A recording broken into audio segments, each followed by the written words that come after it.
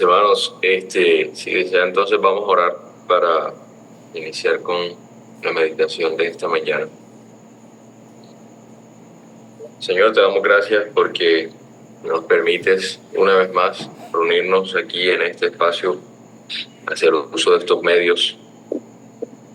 Te damos gracias también porque así como nos permites levantarnos, así también junto con este día vienen todas tus misericordias, viene tu ayuda en medio de todas nuestras luchas, y te pedimos que lo que podamos leer, lo que podamos meditar en esta mañana pueda ser de ayuda precisamente para seguir caminando conforme a tu voluntad, seguir agradándote, y que ese sea nuestro objetivo hoy y todos los días que tú nos permitas vivir.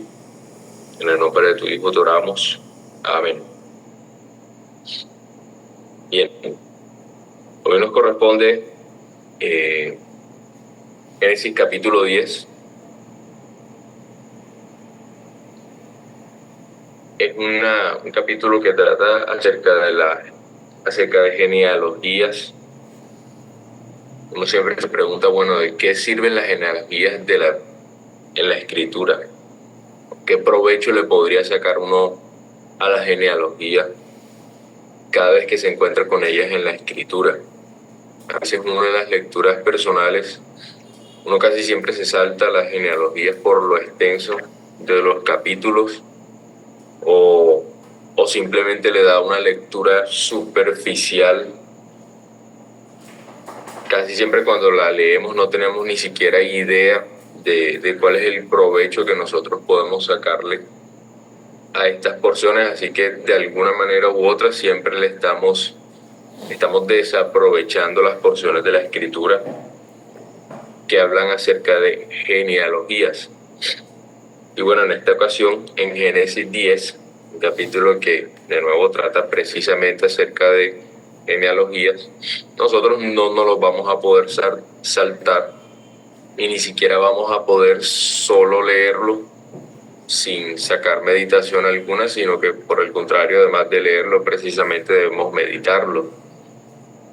Así que tenemos ese reto esta mañana. Y antes de leer el capítulo, de adentrarnos en el capítulo, debemos recordar lo que Pablo dice en 2 Timoteo, que toda la escritura es inspirada por Dios, es útil para enseñar, para redarguir, para corregir, para instruir en justicia, a fin de que el hombre de Dios sea perfecto y enteramente preparado para toda buena obra.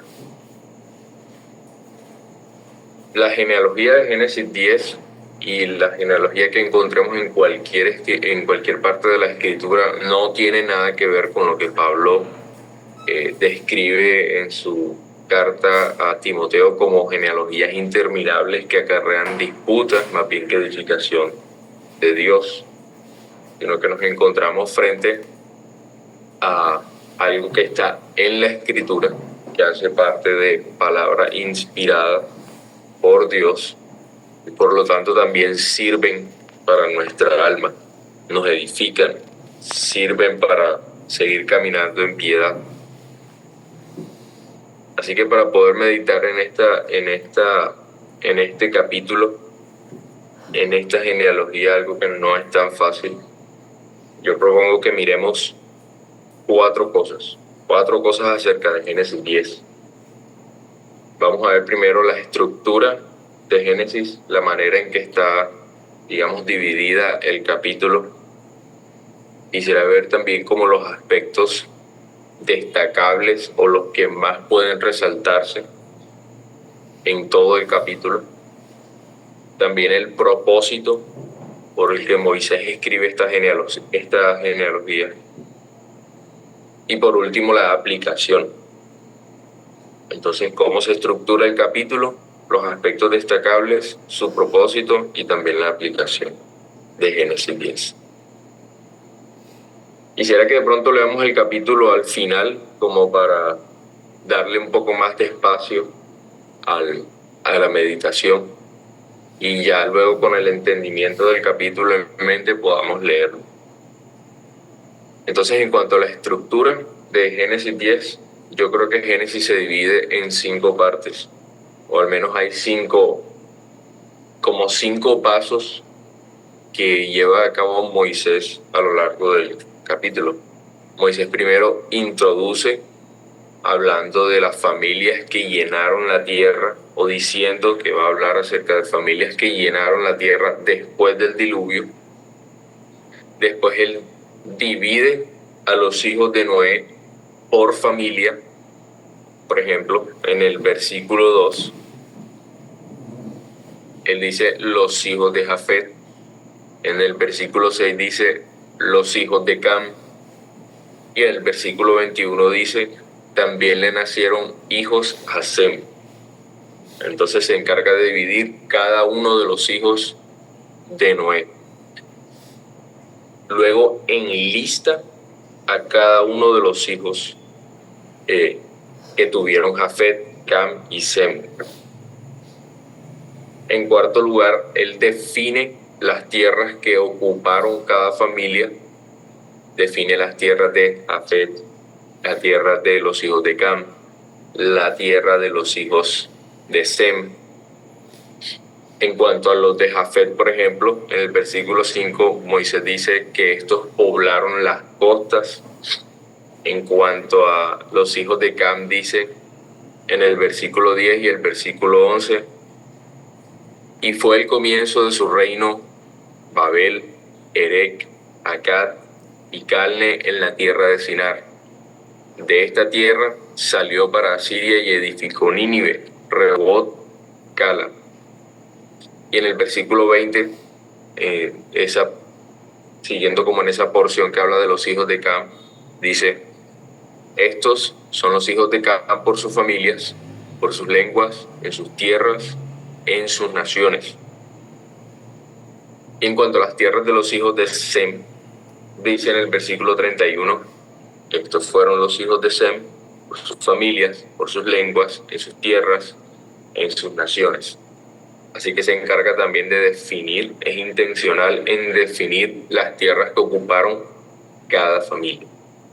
Y por último, en el capítulo Moisés concluye.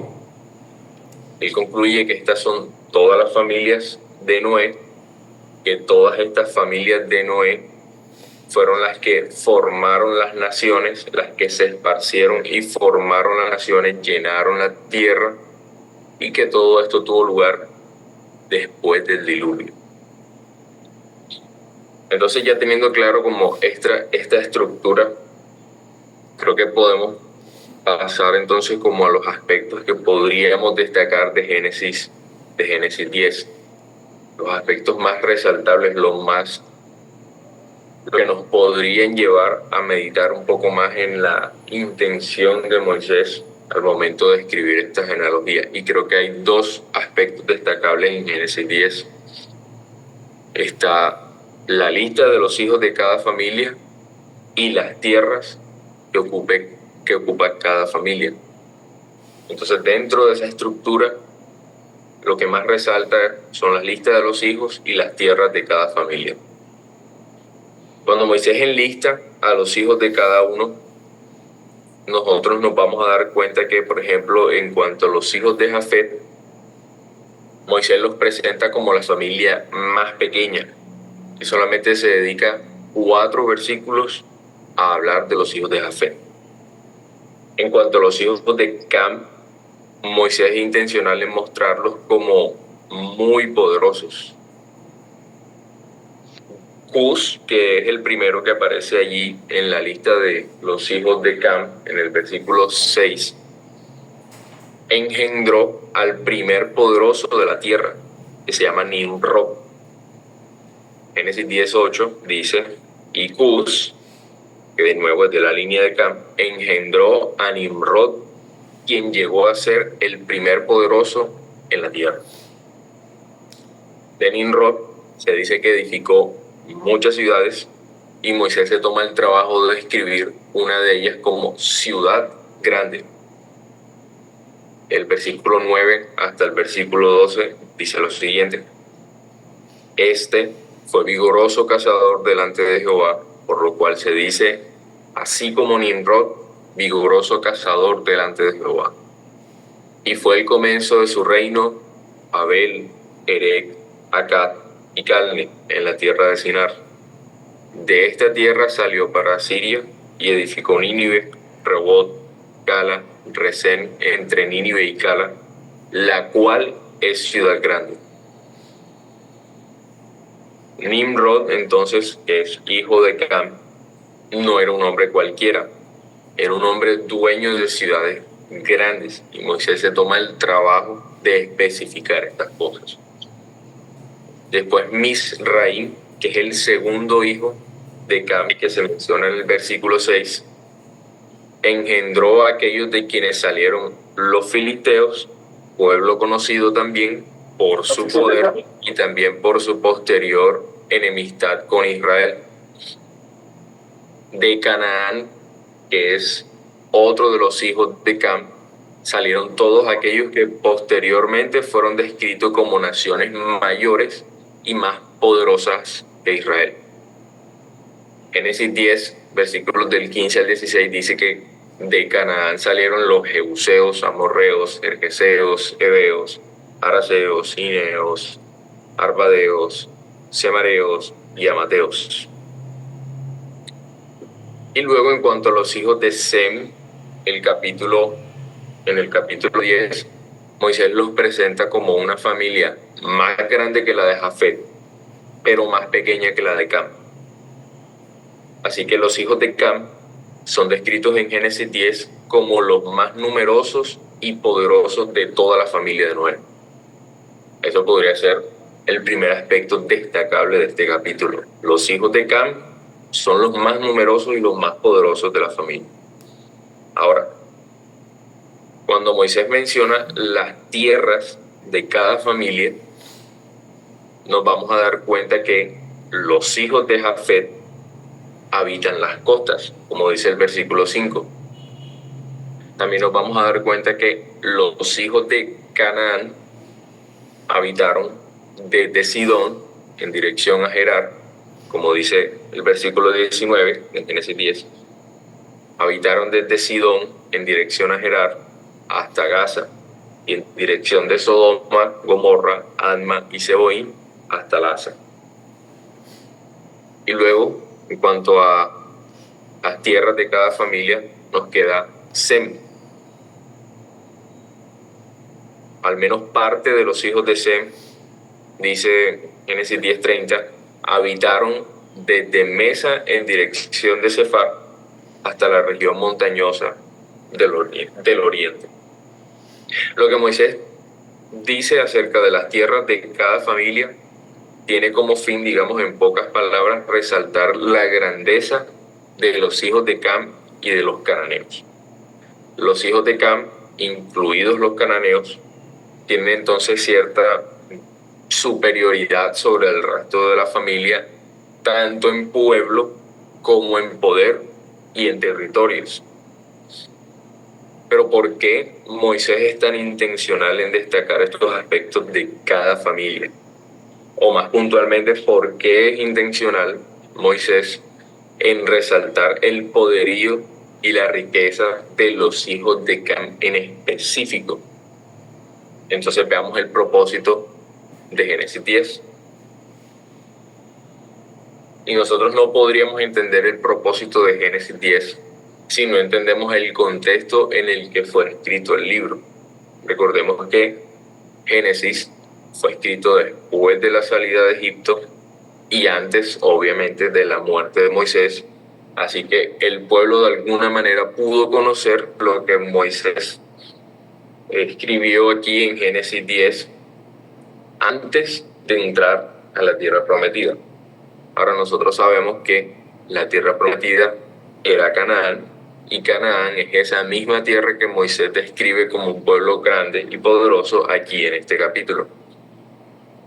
Pero yo no creo que Moisés haya escrito o haya querido mostrar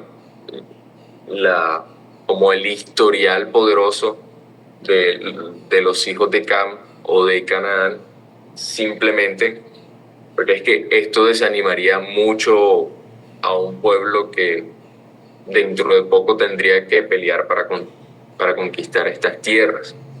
Sería algo así como decirle al pueblo que va a pelear contra alguien que, entre comillas, todo desde sus inicios ha sido poderoso. Eso sería bastante triste para un pueblo que además es cobarde y que además se queja mucho. Cuando los 12 espías regresaron de reconocer Canaán, recuerde que todos ellos, a excepción de Josué y de Caleb, dijeron lo siguiente. Números 13:31. Dice, no podremos subir contra aquel pueblo, refiriéndose a Canaán, porque es más fuerte que nosotros. Y a esto le siguió llanto del pueblo, queja, deseo por volver a Egipto, deseo incluso de matar a los pocos piadosos que confiaban en el Señor, y luego el castigo de Dios por la incredulidad. Así que Moisés no escribió Génesis 10 para mostrar el poderoso historial de quienes habitaban la tierra de Canaán. Creo que más bien Moisés escribe con la intención de llevar la mente del pueblo a recordar siempre la maldición que descansaba sobre Canaán, más allá de su poderío, más allá del poderío que él resalta en este mismo capítulo. Recuerden que Moisés Noé en Génesis 9:25 pronunció una maldición. Génesis 9:25 dice, maldito sea Canaán, siervo de siervos será a sus hermanos. Dijo más, bendito por Jehová sea Sem, y sea Canaán su siervo. El poder temporal de Canaán no alteraba la realidad de la maldición que descansaba sobre ellos. Con todo y lo poderoso que era Canaán, ellos serían siervos de sus hermanos, siervos de Jafet y siervos de Sem. Ahora, más adelante nosotros veremos que de Sem viene Abraham, a quien explícitamente se le prometió la tierra de Canaán y la bendición de todas las familias de la tierra en Cristo. Así que esa promesa a Abraham llegaría a su realización y Canaán sería ciertamente sometida más adelante por Israel. Y todo esto con el propósito de que el plan redentor de Dios, que es revelado a través de pactos, llegue a su cumplimiento. Y nosotros hasta el momento, hasta donde vamos en Génesis, en cuanto al plan redentor de Dios, vamos así. En Génesis 3:15, el Señor reveló que alguien vendría a aplastar la cabeza de la serpiente. Luego, promete a Moisés que no volvería a destruir la tierra. Y esto es, por supuesto, para que esa simiente prometida pueda llegar. Y ahora, en este capítulo, nosotros empezamos a ver un paso más en esta revelación del plan redentor de Dios, que se va haciendo incluso más particular. Ahora ya no vemos algo que abarca toda la creación, sino que hay una maldición sobre una nación fuerte en específica, y también de manera particular la nación de Israel, o lo que después sería la nación de Israel, conquistaría a esta tierra maldita para el avance del plan redentor de Dios. Así que el propósito de Moisés con la genealogía que presenta aquí en Génesis 10 es buscar que el pueblo recuerde que toda la historia va camino al cumplimiento de las promesas de Dios, aun cuando ante sus ojos todo el escenario parezca adverso y hasta desesperanzador. Ahora, ¿cómo aplicamos eso a nosotros? Si el pueblo de pronto, al conocer toda esta genealogía y al darse cuenta que Cam y Canaán, a pesar de todo su poderío, tenían una maldición sobre sí, de pronto ellos sí podían sacar provecho de de esto que Moisés escribe, pero ¿cómo nosotros podríamos sacarle provecho a estas cosas si ya nosotros no vamos en dirección a una tierra habitada por los hijos de Cam? Bueno, vamos a concluir entonces aplicando Génesis 10 a nosotros, porque como decía al inicio, sí nos es de provecho toda la escritura. La genealogía de Génesis 10 nos enseña que nuestro destino como pueblo de Dios no es definido por lo que percibimos hoy con nuestros sentidos, sino por el plan redentor de nuestro Dios revelado en pactos. Y Dios ha hablado hoy más claramente en el Hijo. Ya tenemos la imagen de todas esas sombras que se presentan en el Antiguo Testamento. Cristo vino a este mundo y nos enseñó con tanta claridad que su sangre derramada en la cruz para el perdón de los pecados sería la sangre del nuevo pacto. Y si nosotros hemos sido beneficiados con esa sangre y Él es fiel a su pacto, ¿cómo entonces no tendríamos nosotros, como dice el autor a los Hebreos, plena certidumbre de la fe, corazones puros, manteniéndonos firmes sin fluctuar en la profesión de nuestra esperanza? En el tiempo presente nosotros podríamos encontrar muchas aflicciones, pruebas duras, y de hecho no solamente podríamos, las vamos a encontrar, pero ninguna de esas pruebas puede compararse con la gloria venidera que en nosotros ha de manifestarse, como lo dice Pablo de los Romanos. Todas ellas, todas las aflicciones presentes están destinadas a desaparecer cuando nosotros nos encontremos con el Señor. Los hijos de Cam y Canaán podían ser fuertes por un momento, pero eso no alteraba la maldición que descansaba sobre ellos. Canaán sería siervo de Sem, y así también toda aflicción y adversidad desaparecerá cuando el Señor aparezca. Apocalipsis dice: enjugará Dios toda lágrima de los ojos de ellos, y ya no habrá muerte, ni habrá más llanto, ni clamor, ni dolor, porque las primeras cosas pasaron. A esto está destinado el sufrimiento del día de hoy, a pasar, a hacer primeras cosas que pasan. Una generación de israelitas olvidó el pacto revelado de Dios y ya sabemos que deslizó. Entonces recordemos nosotros, mis hermanos, siempre la fidelidad del que nos ha prometido cosas mucho más grandes que Canaán, y aferrémonos siempre a su pacto para perseverar hasta el fin, aun cuando nuestros sentidos perciban la fuerza de las pruebas presentes. Porque si Israel o cierta generación de Israel no entró al reposo, teniendo apenas la sombra de todas las cosas, como dice Hebreos, y Dios los castigó severamente, pues entonces mucho más nosotros, teniendo todavía presente esa invitación de entrar a su reposo, si nosotros nos descuidamos en cuanto a ese llamado, nosotros vamos a ser mucho más culpables que Israel, porque pecamos no contra la sombra de la revelación, sino contra la imagen misma en Cristo, que es precisamente quien nos asegura que por su obra sí podemos entrar a aquel reposo. Vamos a orar y entonces creo que no nos va a dar tiempo de leer el capítulo. Si alguien quiere participar, después lo puede hacer. Señor, te damos gracias porque aún en porciones tan complejas que a veces no vemos cómo pueden ser de edificación para nosotros, tú nos ayudas y nos haces ver que toda tu palabra es inspirada y que toda ella nos edifica, nos ayuda a seguir la piedad.